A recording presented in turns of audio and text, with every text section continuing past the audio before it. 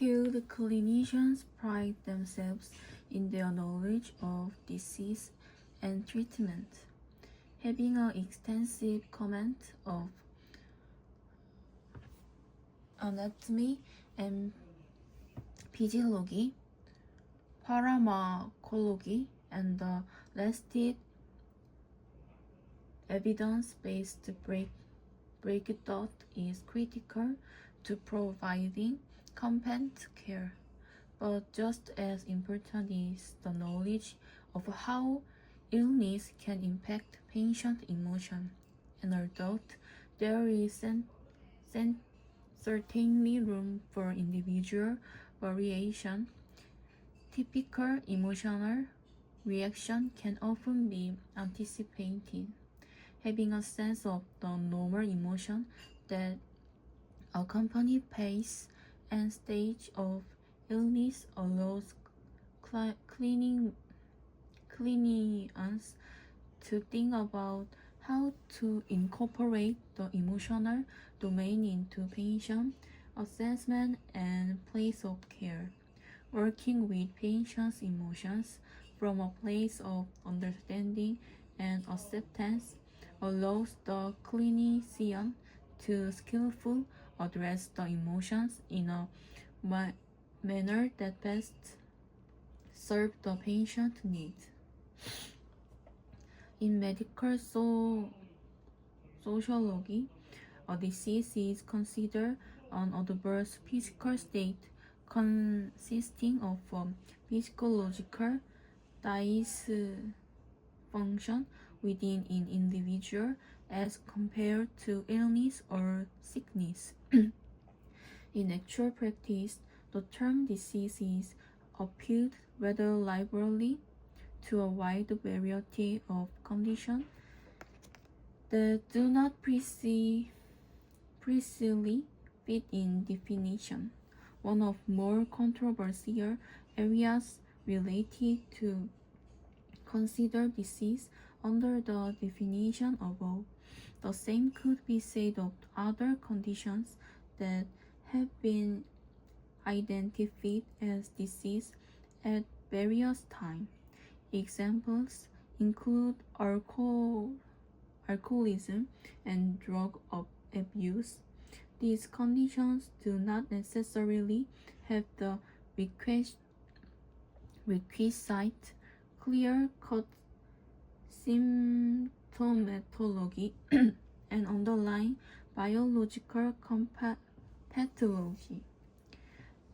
They are nevertheless frequently treated as if they were disease. One explanation for this is clear.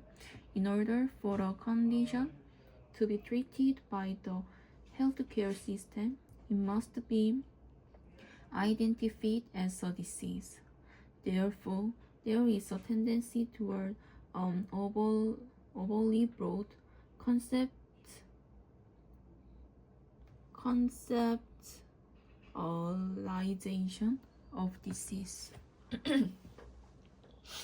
Worldwide increase in IQ score of about 3 points per decade over the last 100 years illustrate the potential for intellectual development. This increase in IQ scores, known as the Flynn effect, has occurred for too quickly to represent genetic change. Improvement in nutrient and other health factors probably account for some of the change. Using information from the World Health Organization, researchers have identified strong correlation between a nation freedom from serious infectious decrease and its citizen average IQ score. As nations become wealthier and more capable for battling disease, their citizen IQ score increase. Surprisingly, the test score gains are most pronounced in supposed culture-free tests such as the Ravens Progressive Matrix. Participants born after 1990 scored far better on this test than did participants born in 1940. This change might reflect an improvement in our ability to manage this similar item that accompanies living in a modern society. We are currently facing the challenge of maintaining our competitive edge in the rapidly evolving market environment. Therefore, the management team and I would like you to explore ways to address this challenge. Specifically, we are looking for 25% increase in maintenance productivity within your work groups over the next 3 months. To get started, we would like you to meet with your team to discuss this assignment. Following the discussion, you should outline your thoughts on how to proceed and create a work plan. I would like to see your plan and review it with you in 2 weeks. This is a very important undertaking for our department and for the company. The management team and I look forward to seeing the innovative solution you devise. Your contributions are invaluable to our success. Thank you. Kira was playing with her doll when she heard a voice singing. Little girl, come and see.